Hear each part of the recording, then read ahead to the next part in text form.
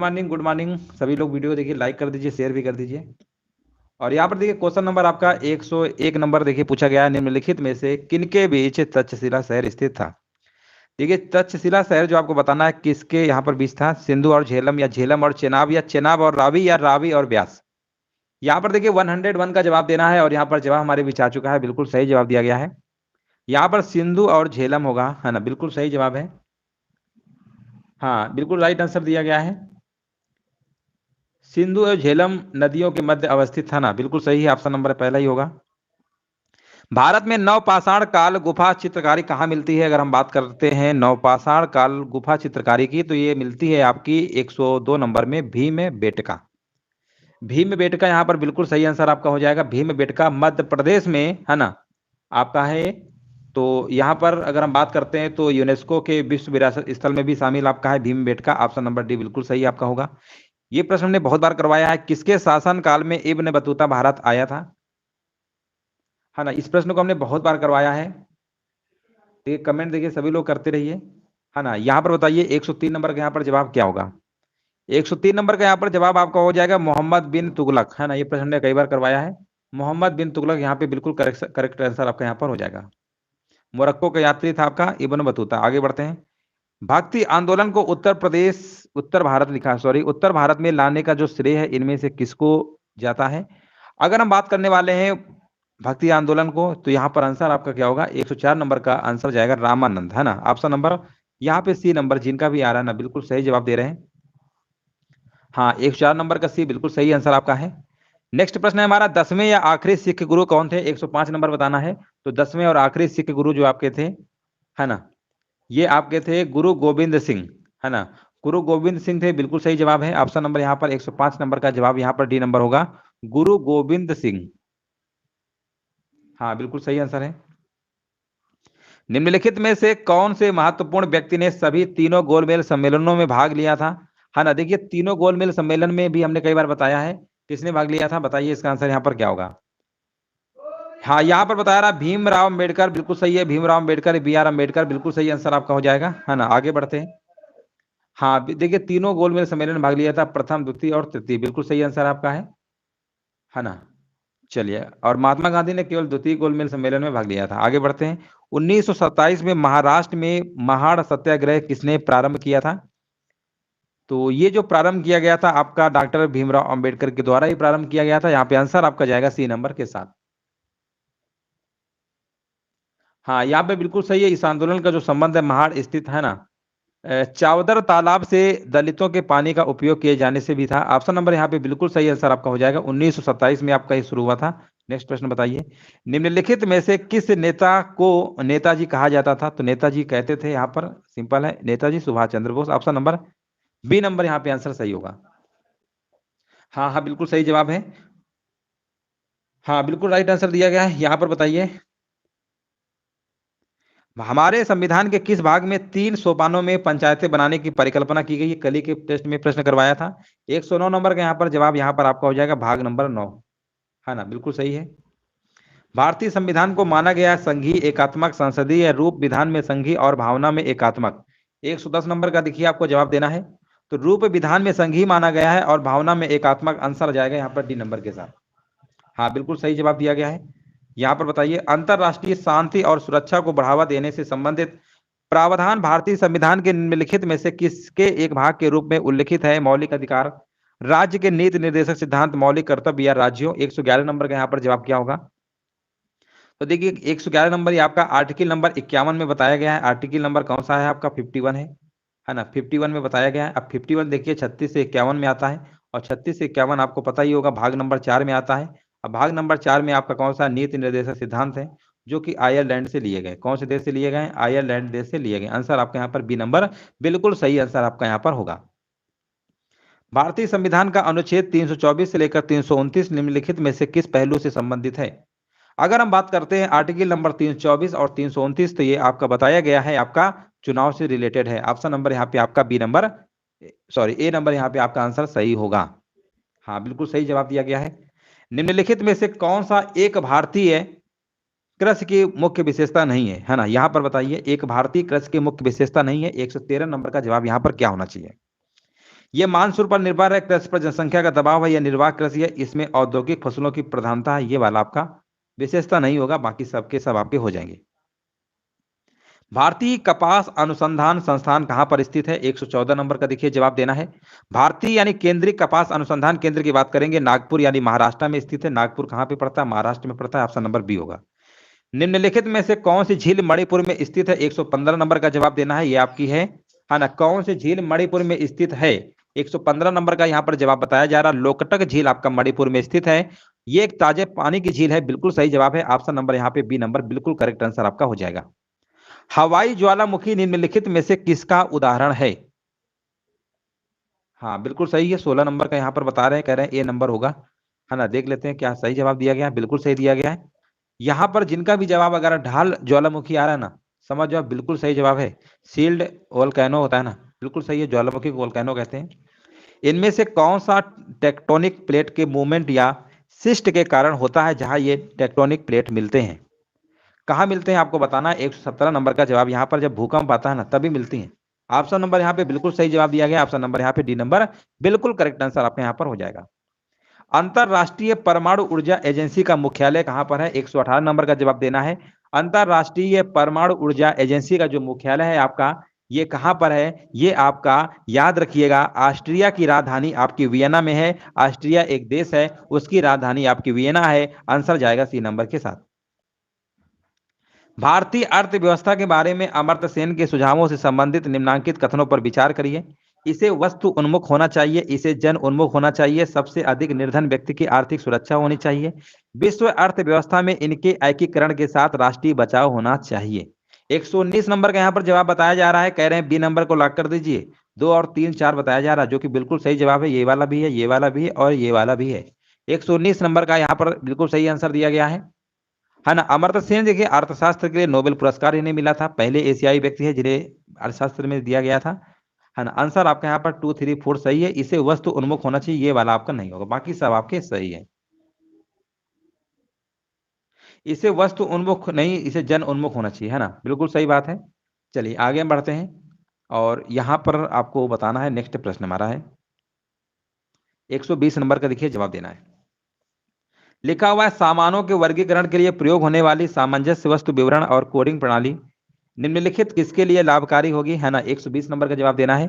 तो ये आपका होगा सीमा शुल्क और उत्पाद शुल्क के सामानों का वर्गीकरण, है ना। सीमा शुल्क और उत्पाद शुल्क के सामानों का वर्गीकरण, आंसर आपका 120 नंबर का सी नंबर करेक्ट आंसर आपका यहाँ पर होगा। 1998 में बिल्कुल सही बात है। लेखांकन के सिद्धांत के अनुसार व्यवसाय बना रहेगा और काम करता रहेगा। लेखांकन के सिद्धांत के अनुसार व्यवसाय बना रहेगा और काम करता रहेगा तथा कोई अंतिम निर्धारित तिथि नहीं होगी, है ना। आर्थिक इकाई रूढ़िवादी, यहाँ पर देखिए रिक्त स्थान में आपको बताना है यहाँ पर क्या आना चाहिए। 121 नंबर का बताया जा रहा है, सुनाम प्रतिष्ठान, बिल्कुल सही है, सुनाम प्रतिष्ठान। लेखांकन के सिद्धांत के अनुसार व्यवसाय बना रहेगा और काम करता रहेगा तथा कोई अंतिम निर्धारित तिथि नहीं होगी। ऑप्शन नंबर यहाँ पे सी नंबर होगा। एक उत्तर प्रदेश का कौन सा जिला उत्तर प्रदेश और बिहार की सीमा पर स्थित है? 122 नंबर का जवाब देना है। उत्तर प्रदेश का कौन सा जिला उत्तर प्रदेश और बिहार की सीमा पर स्थित है? 122 नंबर का यहाँ पर जवाब आपका बलिया होगा, है ना। 122 नंबर का यहाँ पे डी नंबर सही होगा। निम्नलिखित में से कौन सी फसल उत्तर प्रदेश में आमतौर पर या व्यापक रूप से उगाई नहीं जाती है? 123 का जवाब यहाँ पर आपका हो जाएगा।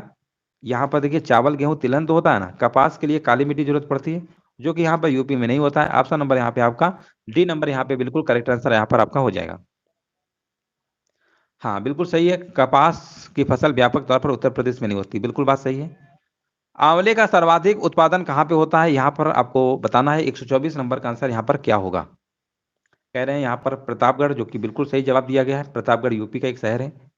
उत्तर प्रदेश का लखनऊ शहर निम्नलिखित में से किस हथकरघा यानी हैंडलूम उत्पादन केंद्रों के लिए प्रसिद्ध है? आपका खड़ी प्रिंटिंग, साड़ी, चिकन कारीगरी या जरी के कपड़े, है ना। तो 125 नंबर का यहाँ पर जवाब बताइए क्या होगा। तो यहाँ पर देखिए लखनऊ तो आपको पता ही होगा, चिकन कारीगरी के लिए बहुत ही फेमस है, कई बार हमने कराया भी है। 125 नंबर का यहाँ पर सी नंबर बिल्कुल सही आंसर आपका होगा, जो कि बिल्कुल आंसर हमारे बीच दिया गया है। काफी लोगों का आंसर सही आ रहा है, क्या बात है, बिल्कुल सभी लोग आंसर सही दे रहे हैं, अच्छी बात है। और इसी तरीके से आपको आंसर देना भी है। उत्तर प्रदेश में प्रमुख रेल इंजन संयंत्र कहां पर स्थित है? 126 नंबर का जवाब देना है। उत्तर प्रदेश में प्रमुख रेल इंजन संयंत्र कहां पर स्थित है? 126 नंबर का बताया जा रहा है मुगल सराय क्षेत्र, जो कि बिल्कुल करेक्ट आंसर दिया गया है। 126 नंबर का ए बिल्कुल सही है। भव्य जैन स्तूप के अवशेष को कंकाली टीला के पास खोद कर निकाला गया है, जो कि स्थित है कहां पर स्थित है? 127 नंबर का आपको जवाब देना है। कंकाली टीला आपका उत्तर प्रदेश के मथुरा में स्थित है। कहां पर है ये? मथुरा, मथुरा में स्थित है। ऑप्शन नंबर यहाँ पर सी नंबर होगा। हाँ बिल्कुल बिल्कुल सही जवाब है। प्राचीन पुरुषों के द्वारा चाक से बनाए गए चित्र अथवा गहरे लाल रंग के चित्र उत्तर प्रदेश के यहाँ पर आपको भरना है, जिले में अत्यधिक मात्रा में पाए जाते हैं। मतलब आपको यह बताना है उत्तर प्रदेश के किस जिले में अत्यधिक मात्रा में पाए जाते हैं प्राचीन पुरुषों के द्वारा चाक से बनाए गए चित्र और गहरे लाल रंग के चित्र। 128 नंबर का यहाँ पर आपका हो जाएगा उत्तर प्रदेश का कौन सा जिला है? मिर्जापुर है।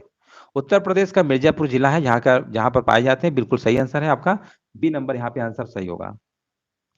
अंडो फंक्शन का कीबोर्ड शॉर्टकट क्या है? अंडो, देखिए कीबोर्ड कंप्यूटर वगैरह आप चलाए होंगे, देखे होंगे। 129 नंबर का यहाँ पर बताया जा रहा है कंट्रोल प्लस जेड, है ना? बिल्कुल सही है। कंट्रोल प्लस ही कॉपी के लिए होता है, कंट्रोल प्लस भी आपका पेस्ट के लिए होता है ना? बिल्कुल सही बात है।